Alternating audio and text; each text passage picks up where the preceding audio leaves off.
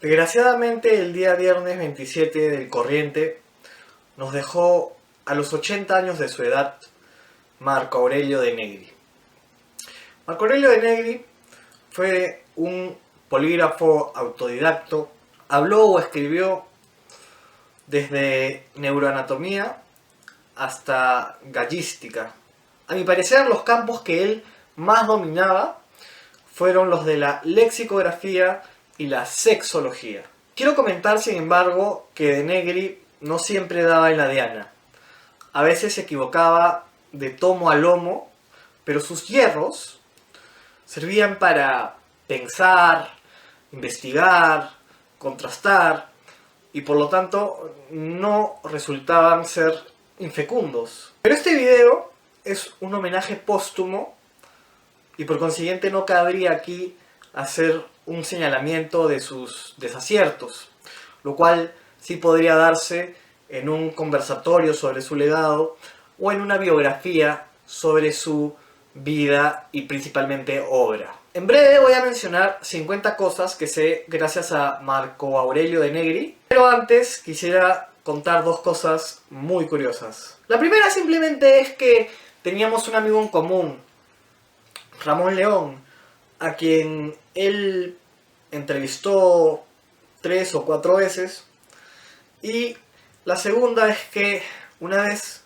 en un programa suyo él hizo una cita de un libro y yo, quería conocer el contexto de la cita.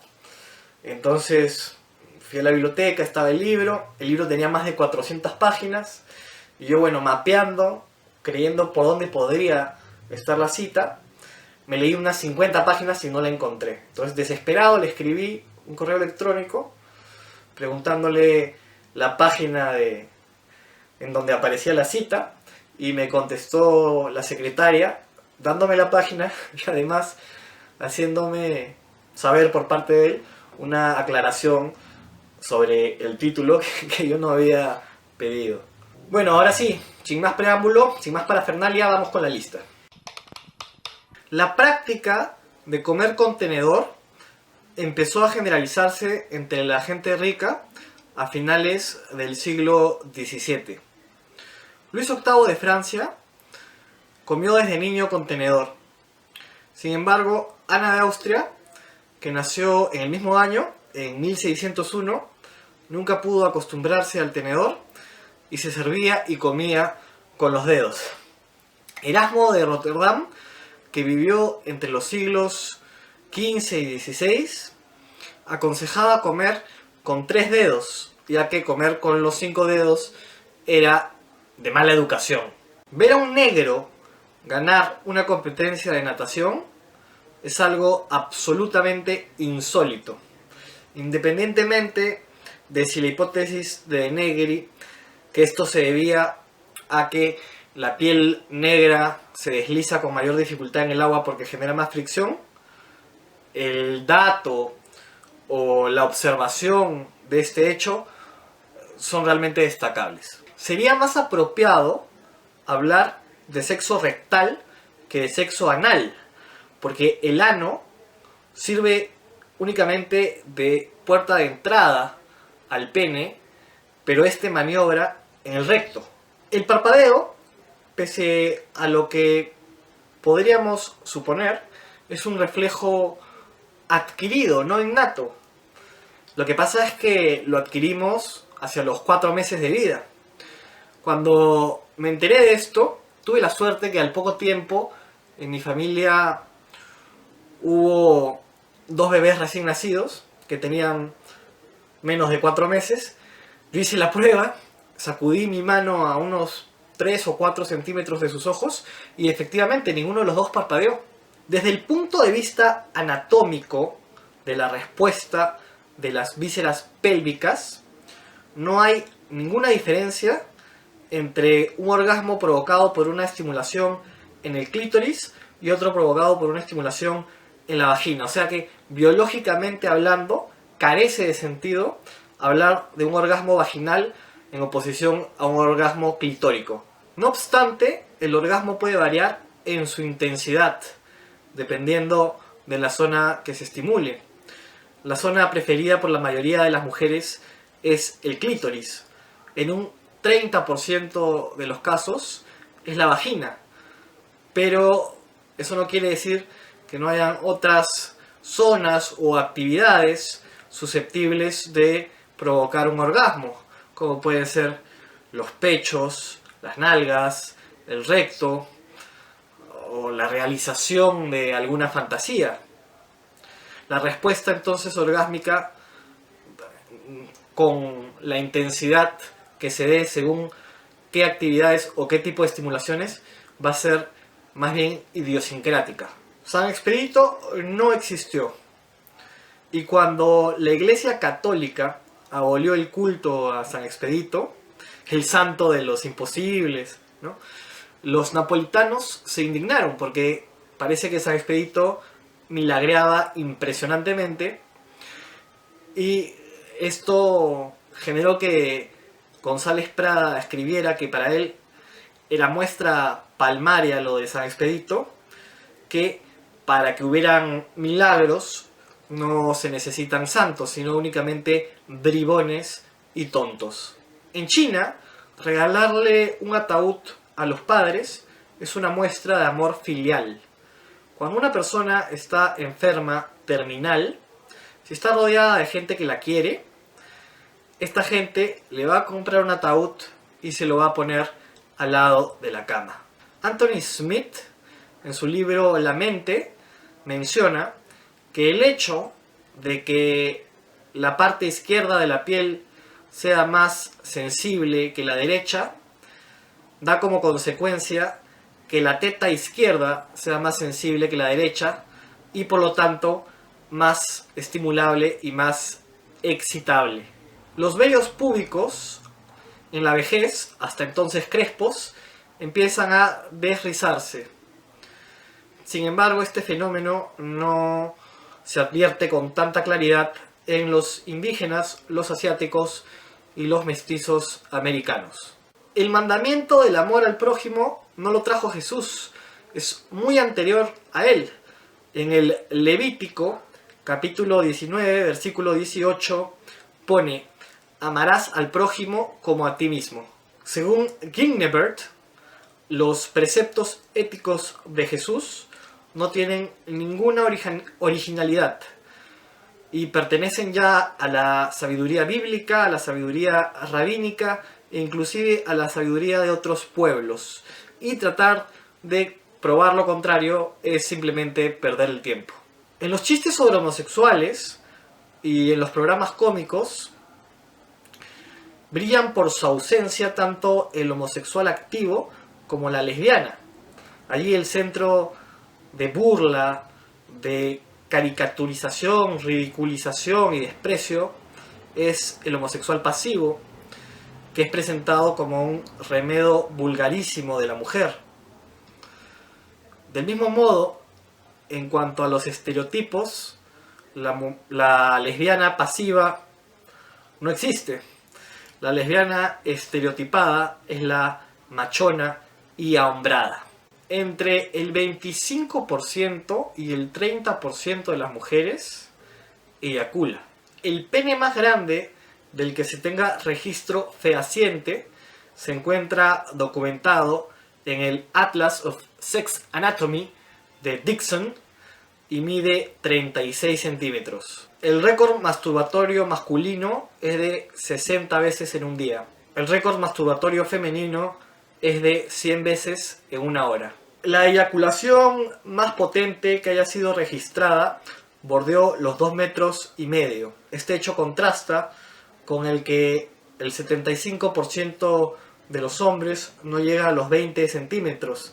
La emisión promedio llega a los 10 centímetros. En español, a los que manejan bicicleta no se les debería llamar ciclistas, sino biciclistas. En inglés se les puede llamar bicycler y en francés antes se les llamaba bicycliste. De Negri afirmaba que no existía ningún error gramatical en la construcción de los vocablos rompido, decido, no de decidir, sino de decir, y ha sido. Voy a proceder a explicar por qué creo que De Negri tenía razón. En español, los participios son unos verboides que funcionan como adjetivo, salvo que estén acompañados por un auxiliar, en cuyo caso funcionan como verbo. Los participios regulares acaban en ado o ido, y los participios irregulares acaban en to, so o cho, como pueden ver en la pantalla. Ahora bien, en algunos casos se puede utilizar de manera más o menos intercambiable el participio regular con el participio irregular y no pasa nada, pero hay casos en los que se concibe la existencia de un participio regular sin su contrapartida irregular, pero no se podría concebir la existencia de un participio irregular sin un participio regular. Por lo tanto, de roto, rompido, de hecho, ha sido, y de dicho, decido, como de maldicho, maldecido. En el caso de morido, que dicen mucho los niños, esto sí está mal dicho, puesto que el participio regular para el irregular muerto es matado. El pudor, al no ser algo innato, especialmente el pudor en el cuerpo, los occidentales lo hemos puesto preferentemente sobre los genitales. Pero al no ser algo innato, se puede poner sobre cualquier lugar o simplemente no ponerse. Las mujeres maoríes sentían pudor respecto de su cara. Y las mujeres chinas, hasta el final de la dinastía Qing, en 1912, sentían pudor en los pies. Y cuando alguna, por tener excoriaciones, solicitaba a un médico, únicamente le permitía ver la parte del pie afectada y de ninguna manera el resto.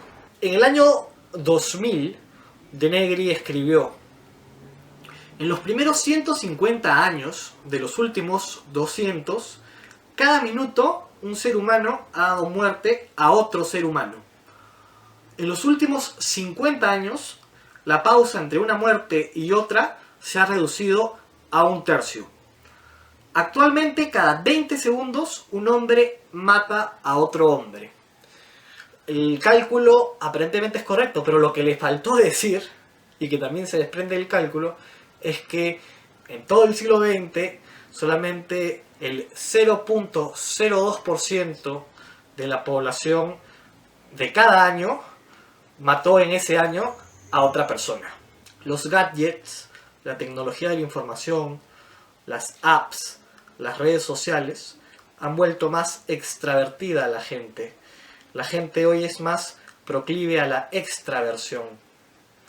Cuando yo era estudiante de psicología y comenté esto con mis compañeros, muchos no lo entendían y me decían, no, al contrario, la tecnología ha vuelto más introvertida a la gente.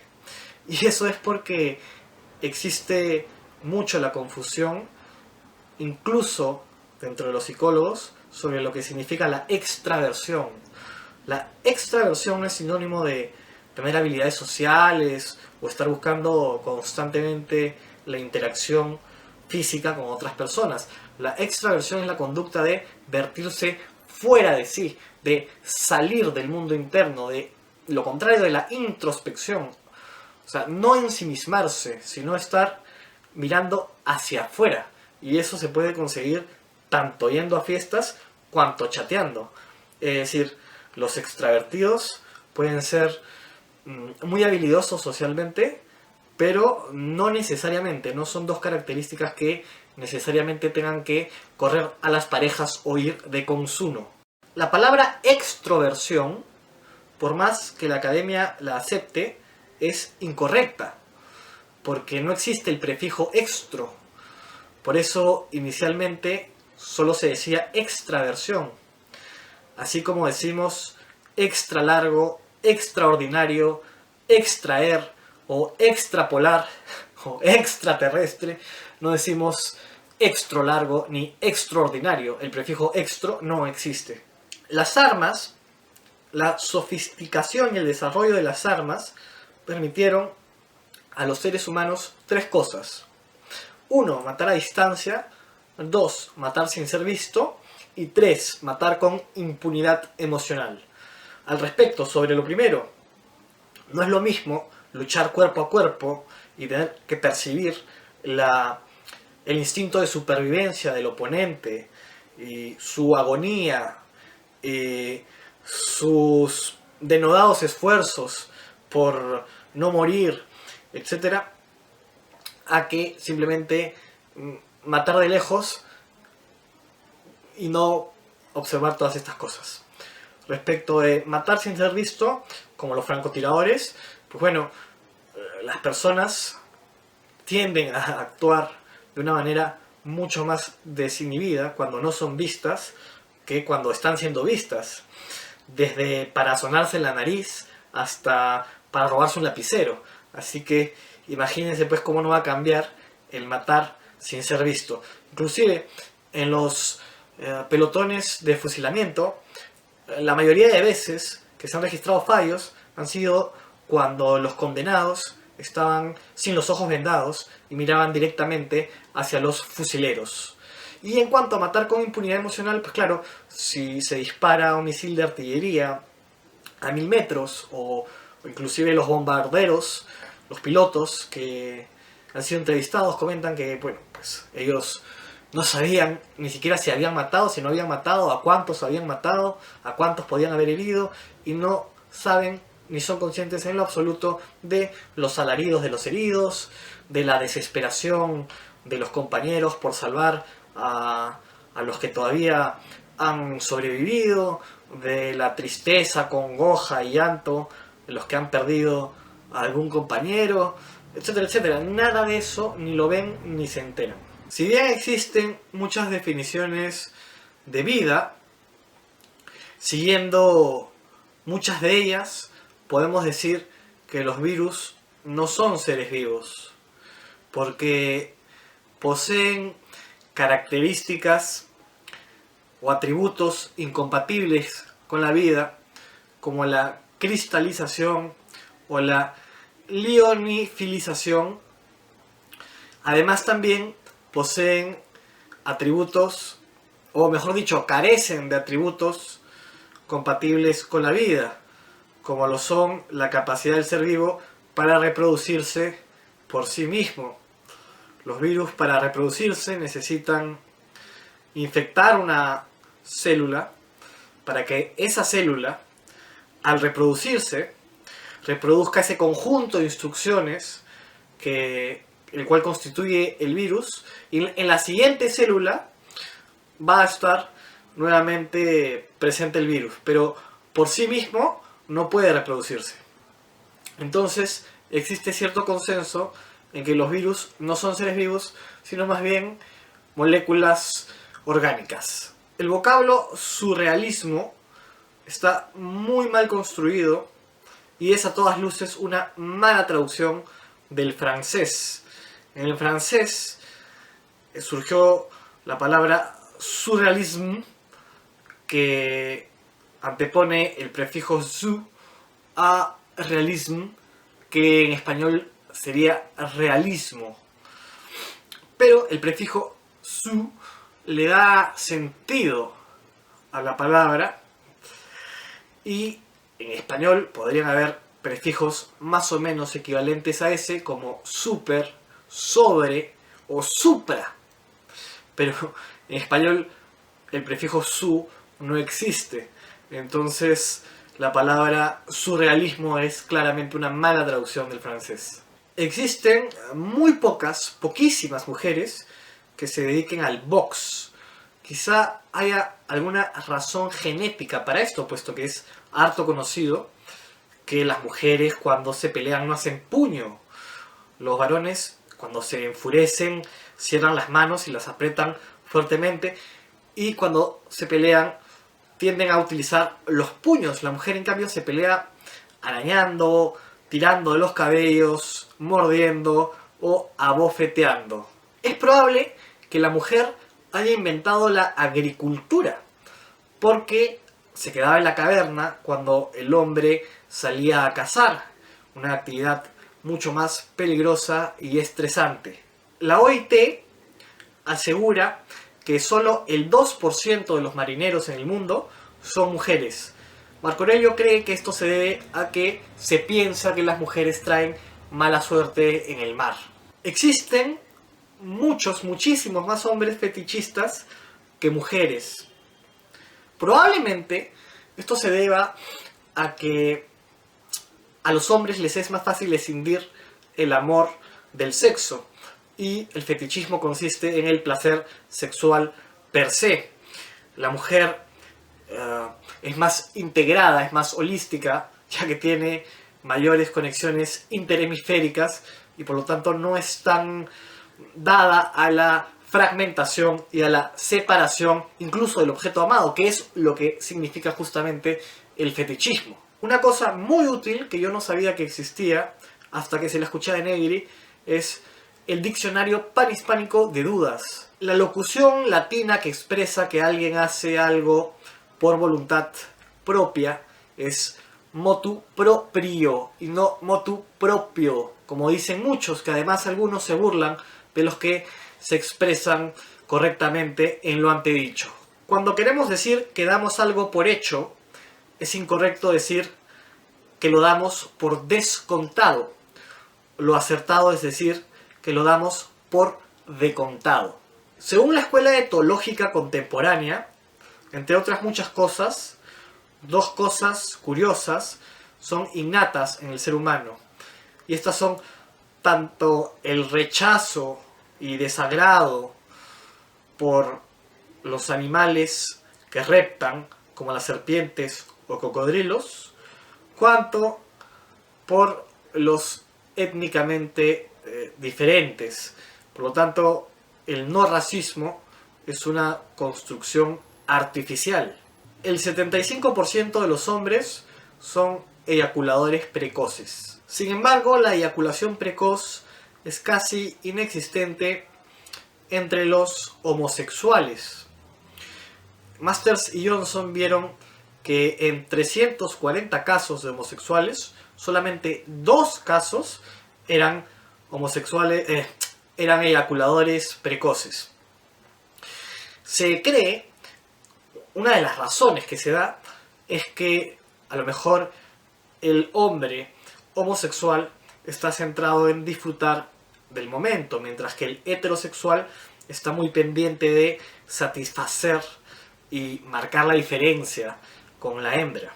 Aunque muchos políticos se refieren a la democracia como el gobierno del pueblo, por el pueblo y para el pueblo, en clara alusión al discurso de Lincoln en Gettysburg, lo cierto es que Lincoln, en aquel famoso discurso, nunca dijo que estuviera hablando de la democracia.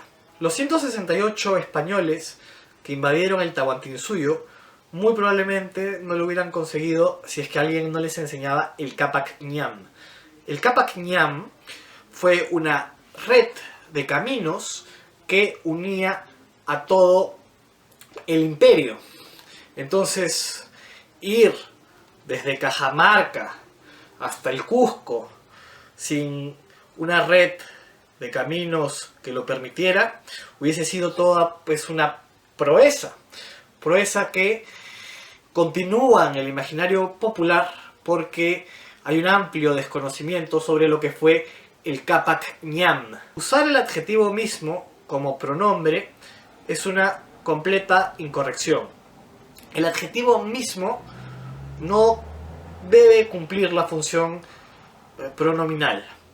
Cuando se antepone el artículo, se sustantiva el adjetivo y cumple la función pronominal. Por ejemplo, vamos a decir, la fecha es ilegible, pero arriba de la misma está la firma. En lugar de poner así, debería poner, la fecha es ilegible, pero arriba de esta o arriba de ella está la firma. Este error es muy común. 4 nobles verdades del budismo son: 1. El sufrimiento existe. 2. El sufrimiento existe porque existe el deseo. 3.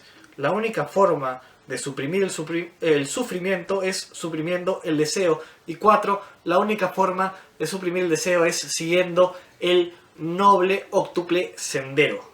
Existe un distingo entre la soledad activa que uno busca y desea para ensimismarse y hacer introspección, a la que Marcela Robles llamó solitariedad, y una soledad pasiva que incomoda y perturba y que uno no desea, sino que uno se encuentra en ella determinado por los demás.